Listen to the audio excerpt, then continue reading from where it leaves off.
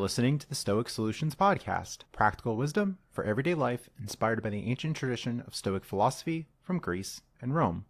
I'm your host, Justin Vacula. Visit my website at stoicsolutionspodcast.com. For today's episode, I recorded with author Steven Willison about his new book, Prospering, applying the 2,000-year-old teachings of the Stoic Epictetus to modern-day life. Steven Willison is an author and business professional. He has a bachelor's degree from King's College in Pennsylvania and an MBA from Marywood University.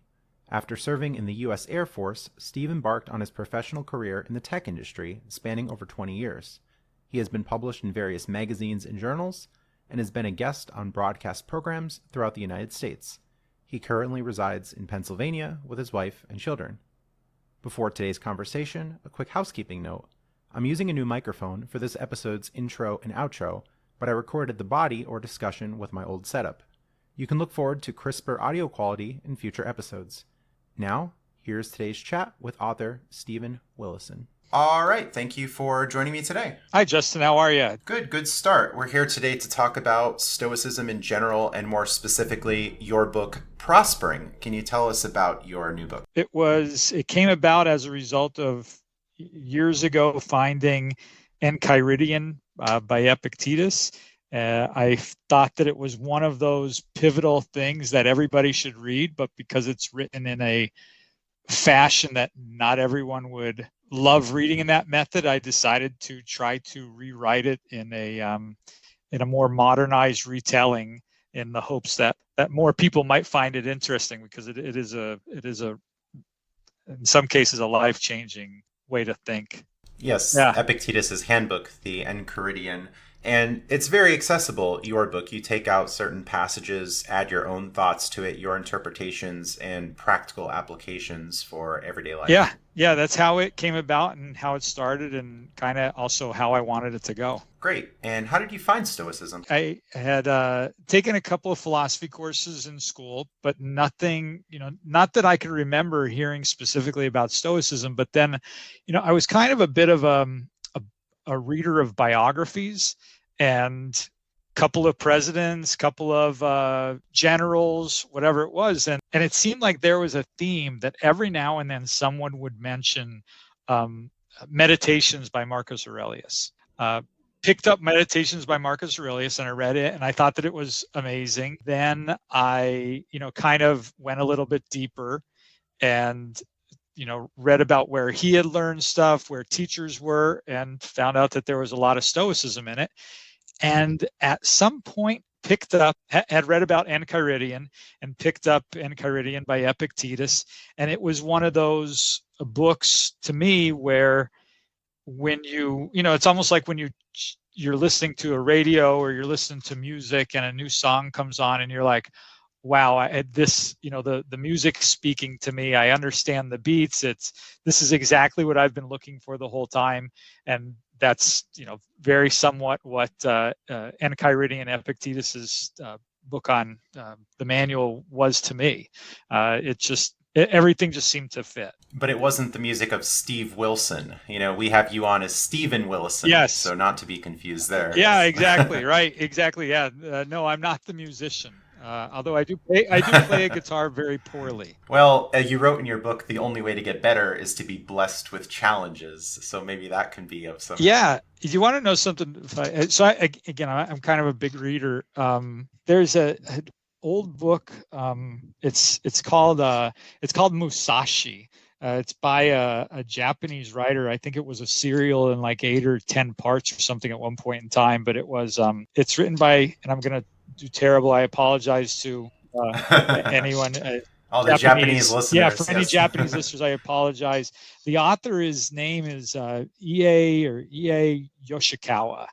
And he writes this, historical fiction of the life of Miyamoto Musashi, who was the swordsman who started like fighting battles at the age of 13 with a sword. He would like just wander the countryside and fight other swordsmen. But as he was traveling, anytime he passed a temple, he would pray for two things. He would, one, pray for that his sister was safe at home, and two, that challenges would come to him, because it wouldn't be much of a life if he wasn't challenged. So if you're lucky, you're blessed with challenges. I wrote that in the book, and I definitely got that out of Musashi's book as well. So. Yes, it's a common theme throughout a lot of the Stoic texts. Seneca talks about that and saying, well, we're not the madman who wishes the greatest disease that's going to debilitate us, but we can have an appropriate challenge that, going back to Epictetus, I believe there's talk about wrestling, and okay, you want a formidable opponent. You don't want to just absolutely be crushed, right? You want to have some chance in it. Yeah. Yeah, every interaction, and I don't wander around hoping that these traumatic situations happen, but I frequently do, and it took a little bit to get there, but I frequently do ask myself, or when something comes up, I'm like, oh, okay, this is just another chance to practice. Yes, and that can give us an opportunity or some motivation to become better. That, okay, well, I have this obstacle. How can I get past this? What can I learn from this situation? When you look at the world as being, okay, today I'm going to get, and I know Marcus Aurelius said this too, but today I'm going to be faced with something, and the fact that I know that it's coming makes it a little bit easier for me to accept when it shows up, but it also allows me to mentally think of it as a challenge, as a game, as a way to improve myself or get better. In many ways, Stoicism encourages us to get outside of our shell, and that many people can retreat from challenges and say things like, oh, that seems too difficult. Oh, I couldn't possibly do that. And they don't even give themselves a chance. They just surrender before they even start. Yeah, completely. And just from learning a little bit about you online and other things, you seem to have been a person that has accepted a lot of those challenges as opportunities. So you're we were talking shortly before the podcast started about the credit card things and how you look into those to experience the world a little bit differently and look at the world differently. I think that those kind of speak to that the same way. Yeah, being responsible with personal finance, learning about different loyalty programs and creative ways to save money. Yeah. So yes, definitely taking on the challenge of that, as I usually recommend to people, start small, build from there, see what you can do, but just don't give up before you even tried. No, I agree. Giving up is cashing in the ticket. It's not. It doesn't lead to a more advanced or a better you. Yes, and in many ways, travel can also broaden our horizons. Oh, without a doubt. Well, the opportunity to meet new people, to learn more about history, to learn more about ourselves and our culture. Yeah. Well, Musashi didn't say, I'm going to stay in my hometown and wait for challenges to show up. He decided to wander around the countryside to try to find them himself. Building on that, you write in your book, try to see the world as opportunities rather than obstacles.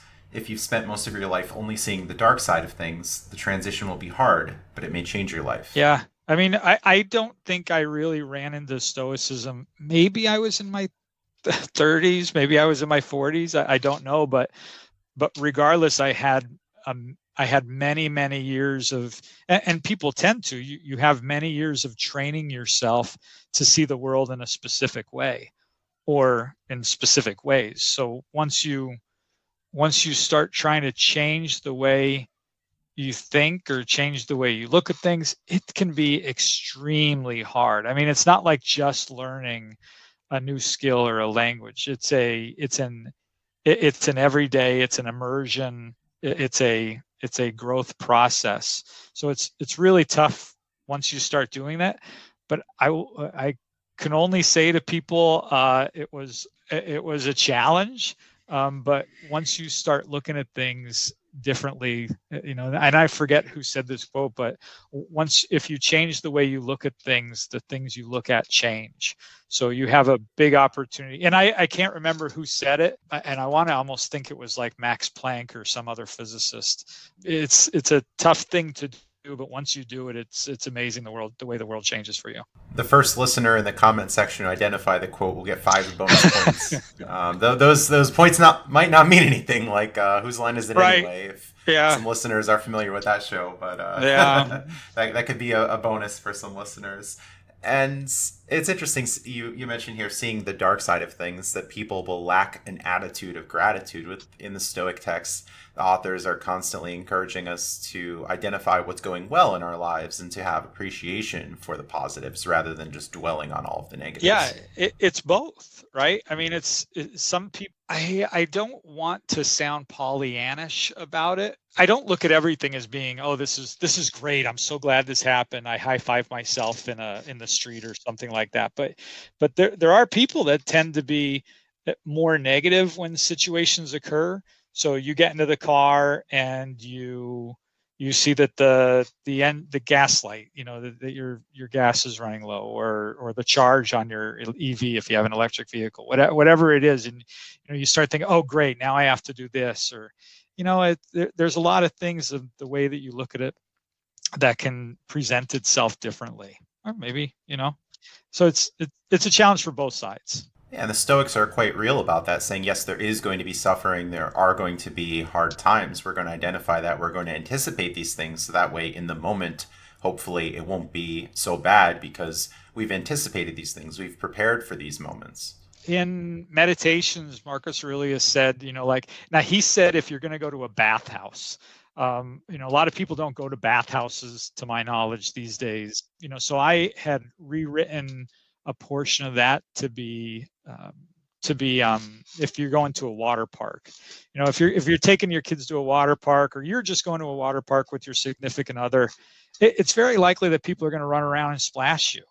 Maybe you're going to be holding a drink when that happens or something. But before you walk into the water park, if you say to yourself, man, before I walk in here, I know somebody's going to splash me in the face with water. I know I'm going to get this happen. I know I'm going to get that happen.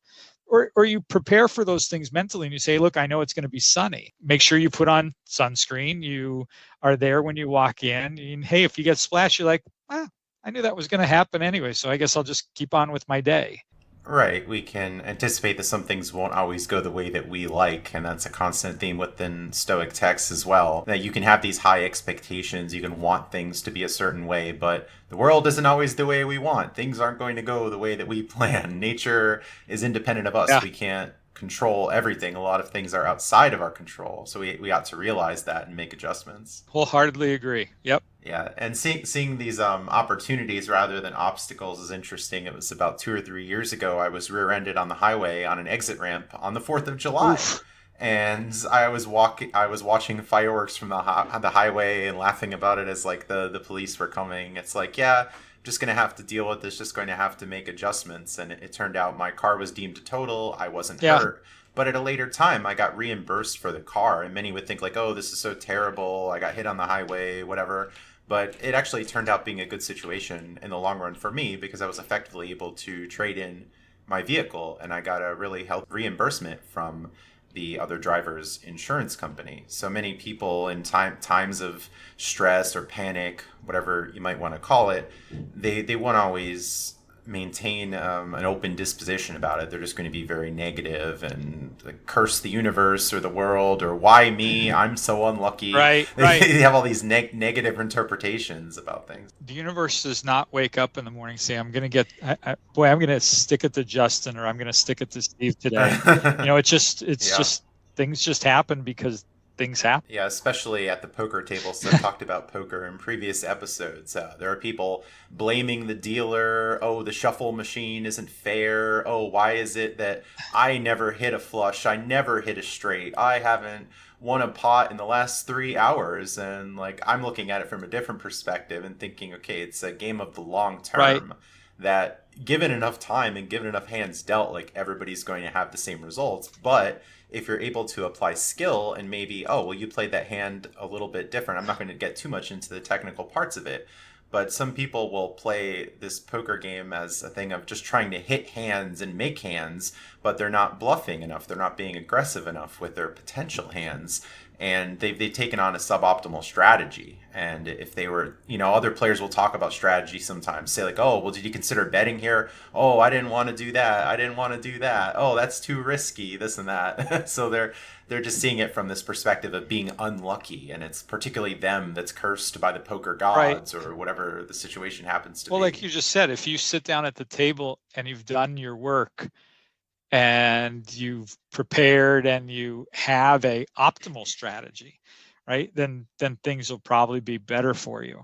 If you walk out of your, and the same thing with Stoicism or just life in general, if you have a suboptimal strategy, it doesn't tend to go your way. You could get very lucky, but you could also get very lucky if you have an optimal strategy with how you're going to approach life. Epictetus talks about imitating those who play at dice, realizing that the results are outside of our control, but we can possibly apply some skill to games that we play or areas of life. Well, I mean, it's all a game, in some ways.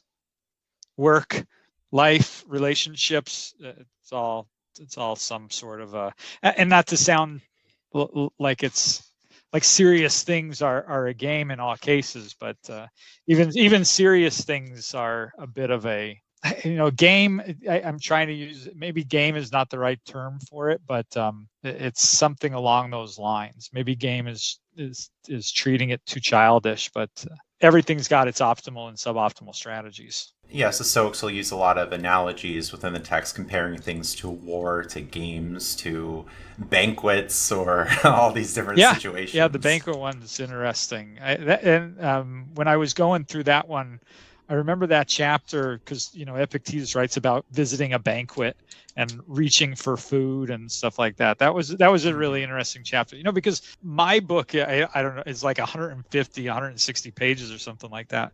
But Epictetus is the Enchiridions, 52 chapters. They're very small. I don't know if it's ever been addressed, but for anybody that's new listening, it means the manual. So the book was written by Epictetus to be a manual for people to live their life by.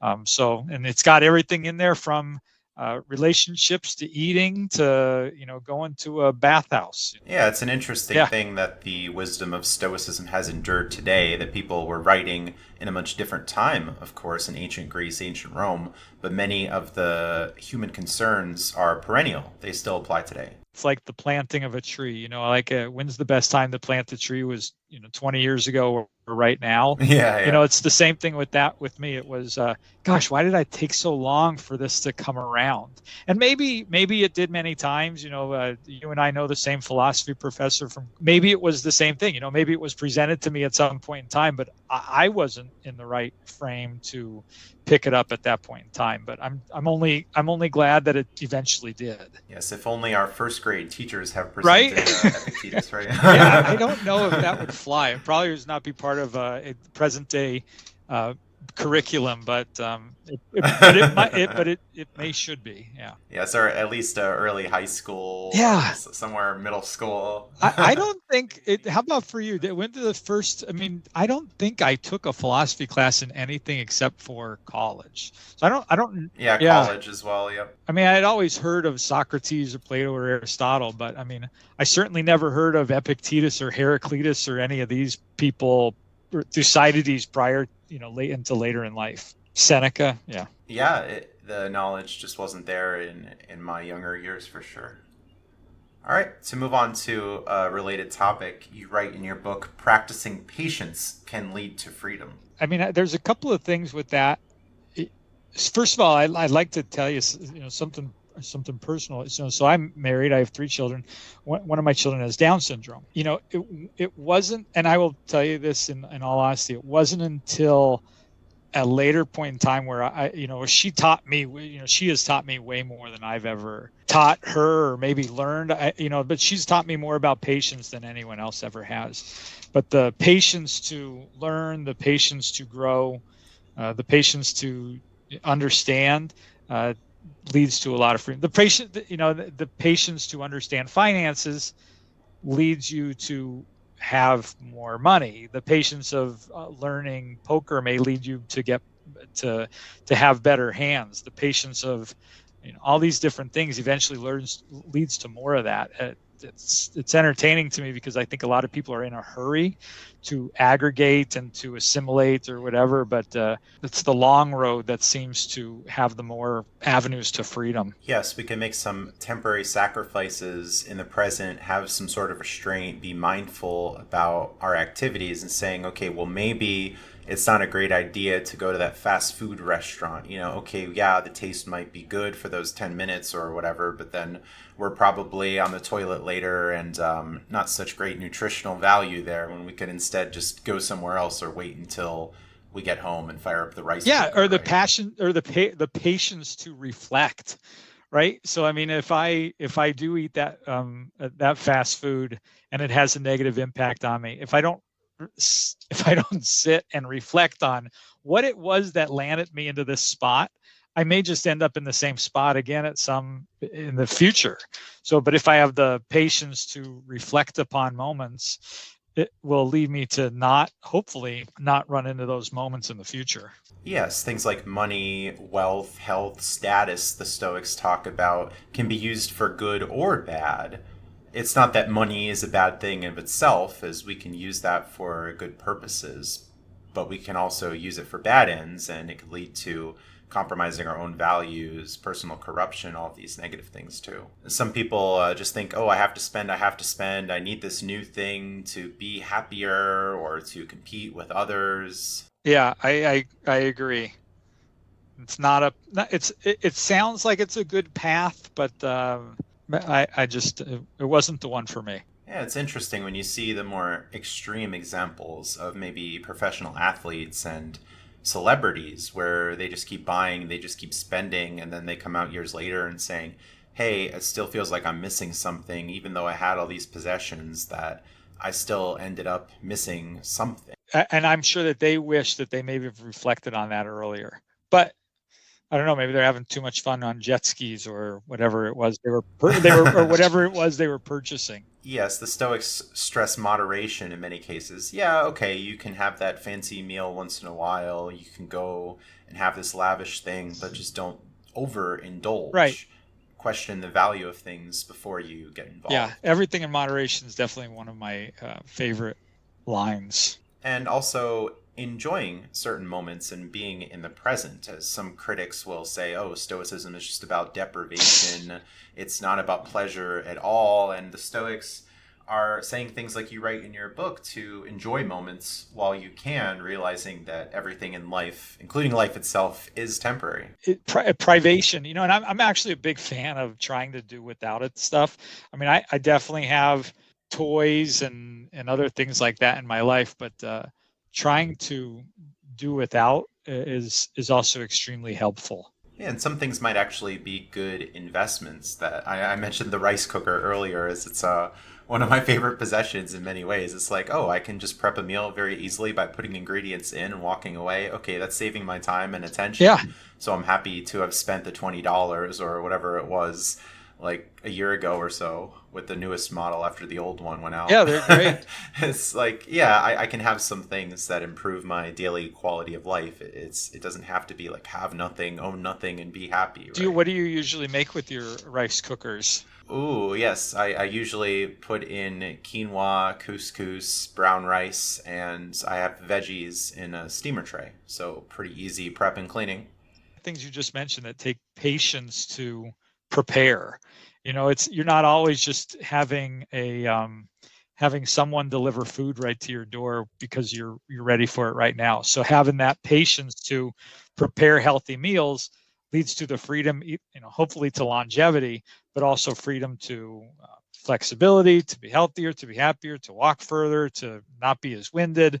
It all comes full circle. There's usually a lesson somewhere in there that ties back to it. Yes, I think it's a tremendous peace of mind by saying, Yeah. okay, I'll keep my average monthly expenses pretty low. I'll find ways to save money and not have to worry about, well, how's that next bill going to be paid? Where's the next money going to come in? It's that I have more money behind Yeah. it. It offers me a lot of tranquility, a lot of contentment, as the Stoics will talk about. I don't know how true it is, but I've always heard that people spend, people that work, people will always spend approximately 90% of their discretionary income. And that answer is the same whether they and every time you get a raise, it's still 90% of your discretionary income, because you will find a way to spend the money. Yes, there can be a lifestyle creep Right. Yeah. that There you go. sets in. I've heard that term before. Yeah. Yeah, so try to avoid those things and say, oh, well, maybe I can invest the money. Maybe I can do other things with it There rather you than, go. oh, well, now I'm just going to buy this fancy shirt or this brand new car if I can instead get a used, modest vehicle. Right. As you write in your book, to ask yourself the question, are you getting a good deal on the exchange? Yeah. So if I buy something, there's another thought of, do I own the things I own, or do the things I own me? And if I buy let's say a car that I'm afraid to take out when it's raining, or it's too sunny, or whatever, fill in the blank, or I don't want to take it to a certain parking lot because of the way that the parking lot is, or the part, how people park there, that I'm afraid it's going to get scratched. Are you actually getting a good deal on that, or is it just for the one time you're going to drive it periodically so people look at it? And that's another thing in the book that Epictetus, he wrote it in the Enchiridion as as a horse. I put it in the reinterpretation of mine, I put it in as a car. Those amazing attributes that thing has, they're not my attributes. I don't have so many horsepowers. I don't go 0 to 60 in 3 seconds or something like that. So when people look at it, really those positive things, those attributes, they're not mine. They're of something else. And the only reason I can get it is because I need to spend money on it. And am I getting a good deal on that exchange of me having that over it having me? Yeah, it's really good questions to make before making, especially larger purchases too, where there can be some things that we can be very intentional about. If I'm browsing Amazon or eBay at 1 o'clock in the morning, maybe think, oh, well, if I'm tired, I'm more likely to make that purchase. So maybe I should just put a pause on this and reconsider it tomorrow. I'm at the dealership and they're pressuring me, so maybe I can come back at another time. I can't tell you how many times you struck a nerve there, because I will frequently look on Amazon for watches. For some reason, I'm like drawn to them. I don't buy many of them, but I will, I frequently save that one for later, or do this. And then after a while, I'm like, what am I going to do with that? I a long time ago, and this is once again before I was in the Air Force, and I was stationed overseas, and this guy I was stationed with, we were having a conversation about watches, and we were talking about the price of a Rolex, which neither one of us could afford. It came down to, why would someone spend more money for one over the other? And and ultimately he had said, all it does is keep time. So does that over there, so does that over there.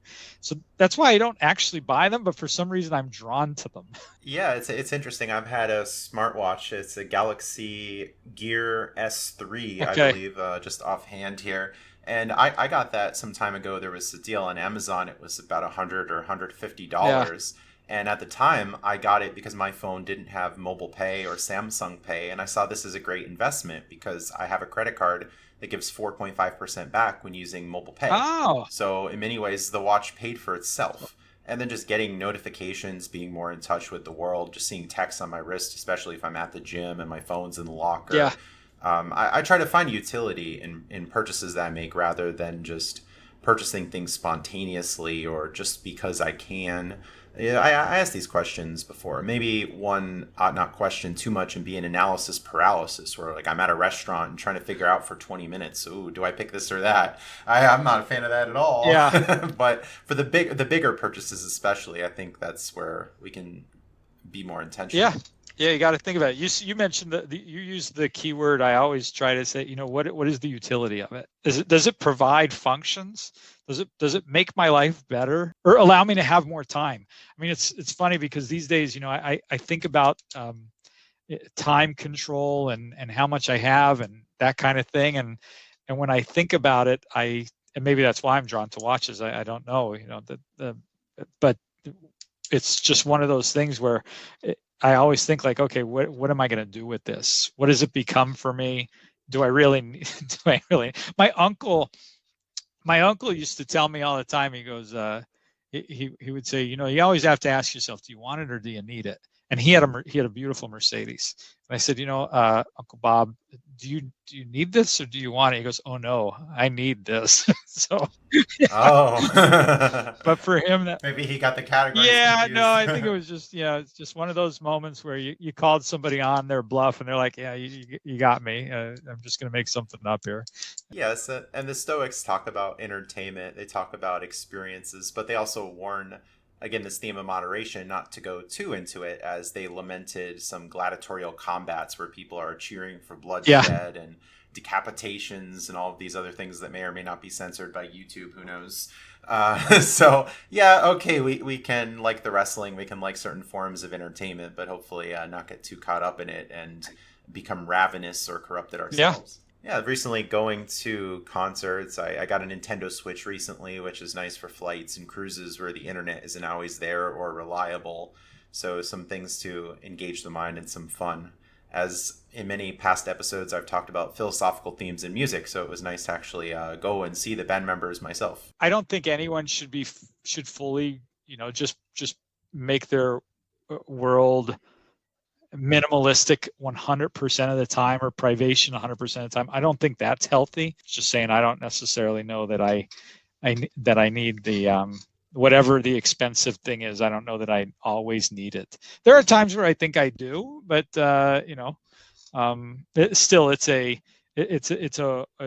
a weighing them kind of thing, for utility, for want, for need, for what it's going to do for me. Do I own it or does it own me? So believe me, when I go to purchase something, it doesn't take me, long periods of time, but I definitely do my research before I show up. Yeah, definitely. When I'm in Atlantic City at Borgata, I can go into a lounge with unlimited food and drinks for $12.50. Oh, amazing. And that's like the easiest decision for me versus going to the steakhouse and spending like $200. Wow.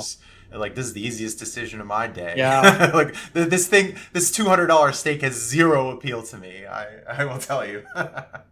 So sometimes it's easy choices. I mean, I love food, but I try to think of it as much as, food is fuel when I'm eating it. And I do like steak. So but I don't think I'd pay $200 for a steak.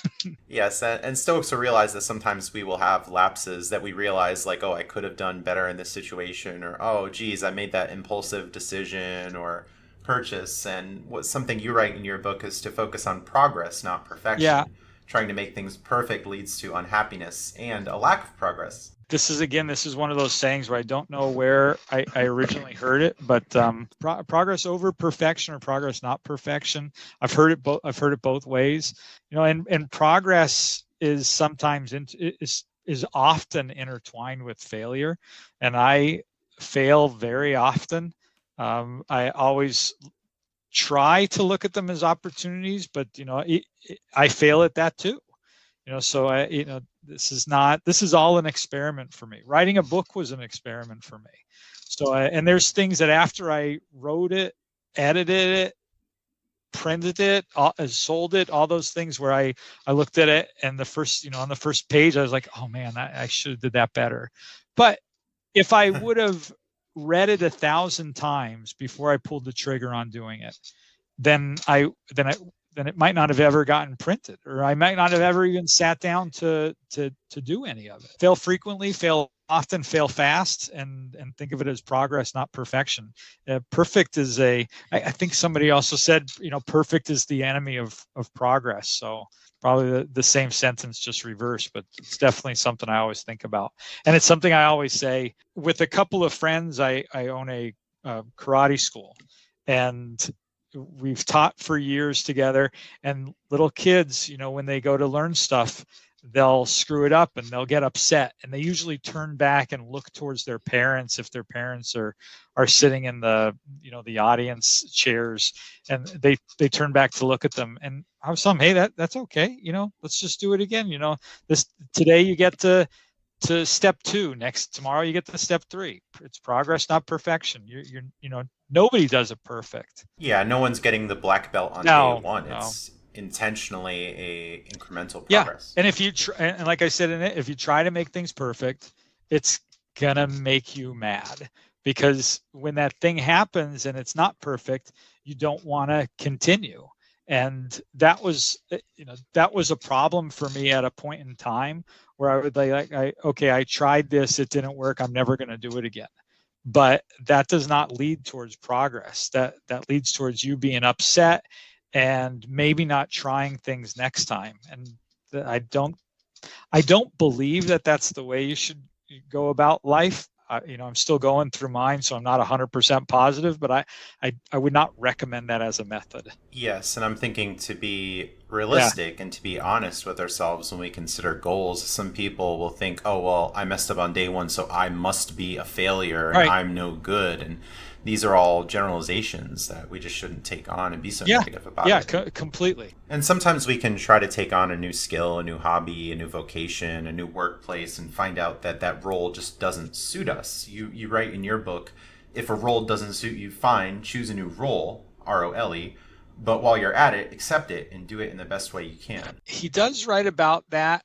My spin on that was I've seen people in personal experiences or jobs, they get somewhere and they start doing whatever it is and they're not really happy, but they're in the right company, they're in the right industry, they're in their favorite industry, or maybe it's what they went to school for, maybe it's not, but they really love the industry that they're in, but they're in the wrong job.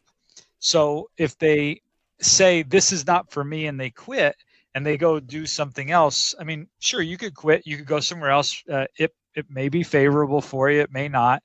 But if I'm in that job and I know this is not where I want to be, but I know that if I know that if I crush it, I know that if I do really good, I know that if I do the best job I can while I'm in here, then, and I accept that what I'm doing is what I should be doing right now, then I could apply for that other job in 6 months and they'll go, oh yeah, well, how was he in that last one?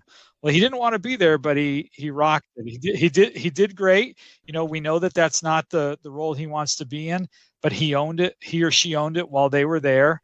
And that's going to get you that step to the next one. And I personally have been in those positions where I'm like, okay, this is not where I want to be. So let me learn absolutely 100% of it. Let me see if I could turn this into something else. Let me see if I can try to improve it to make it what I want to be. And if I can't, at least you're doing the right things. You're living by virtues or values, and those things come out in the wash when you're eventually going to apply for those other things. A strength within the philosophy is the idea of change, that things can get better. You can make choices with your life. You're not just fated to be in one position forever. As they even say of life itself, the door is always open. You can exit. Now, I'm not saying, okay, engage in, for the YouTube censors here, self-deletion if you're not liking how things are going and, this week or this month, there's some hope for change in the future. We can reflect on times in the past where things seem hopeless, but we found a way out.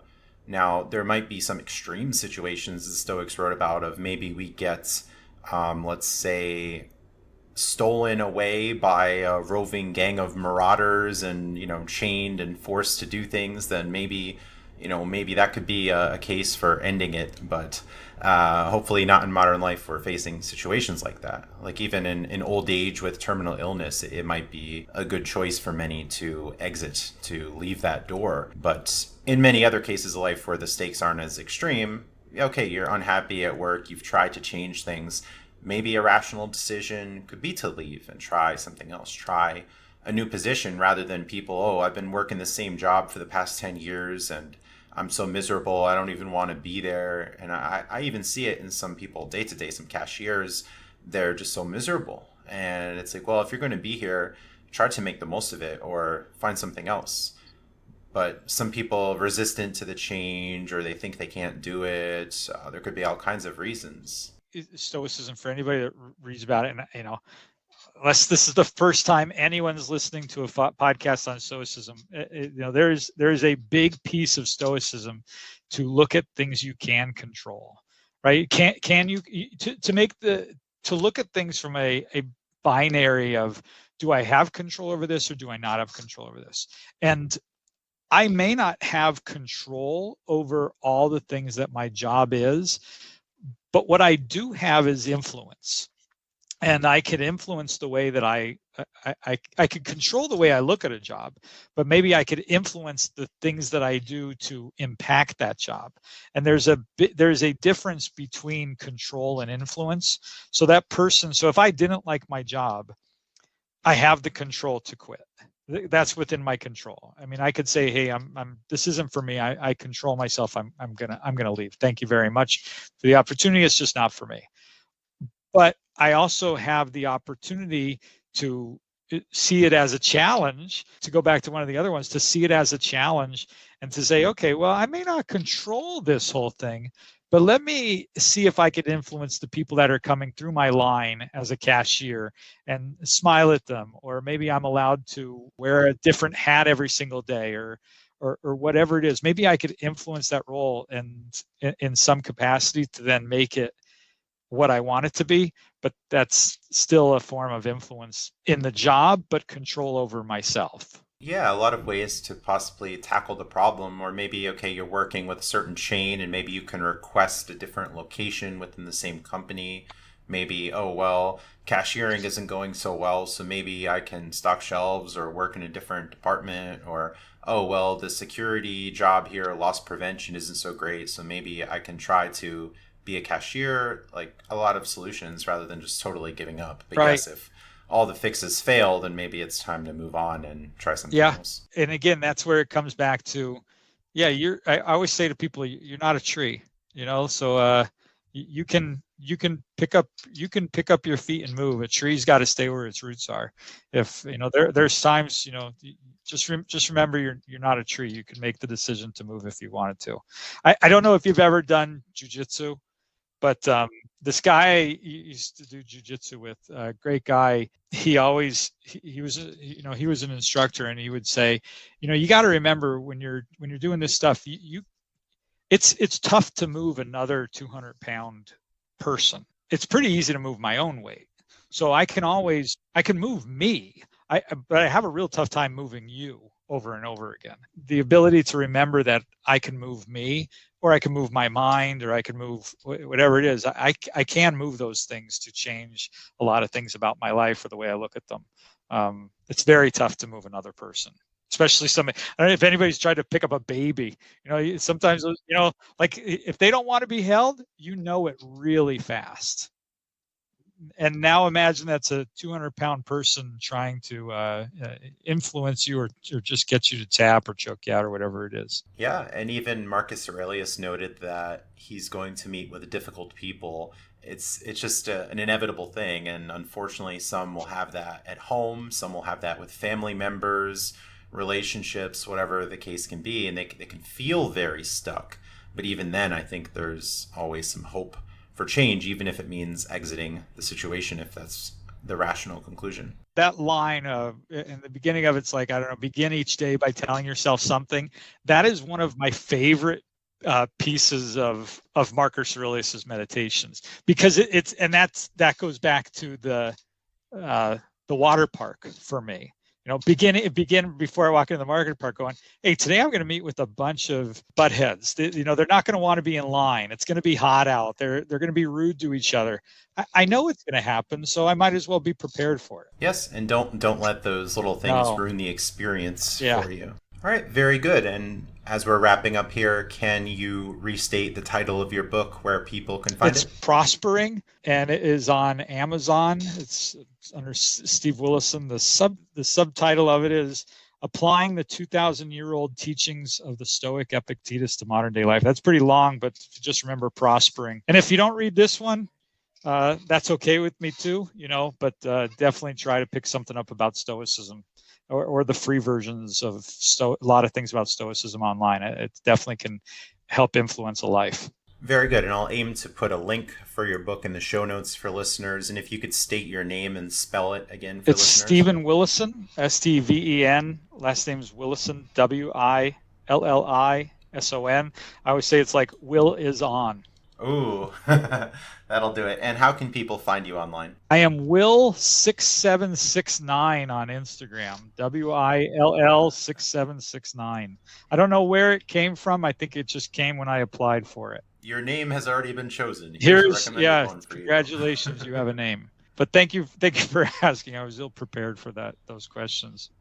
Oh, no problem. All right. Any other closing thoughts? No, other than I appreciate you and what you're doing. I've, in preparation for this, I reread Marcus Aurelius, which I've probably reread Marcus Aurelius 3 or 4 times.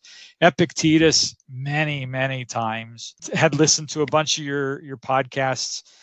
Whether they be on Stoicism and other very interesting topics. You have a lot of great guests on, so I think it's wonderful. As well as trying to listen to some of them on the credit cards, which are new to me, but I definitely think that it's interesting stuff. Yes, the hurdy-gurdy travel podcast, like the music instrument. But thank you, Justin. All right, very good. And we'll be in touch afterwards. So thank you for coming on. Thanks to listeners for tuning in. Stay tuned for more content. Thanks for listening, and stay tuned for more content.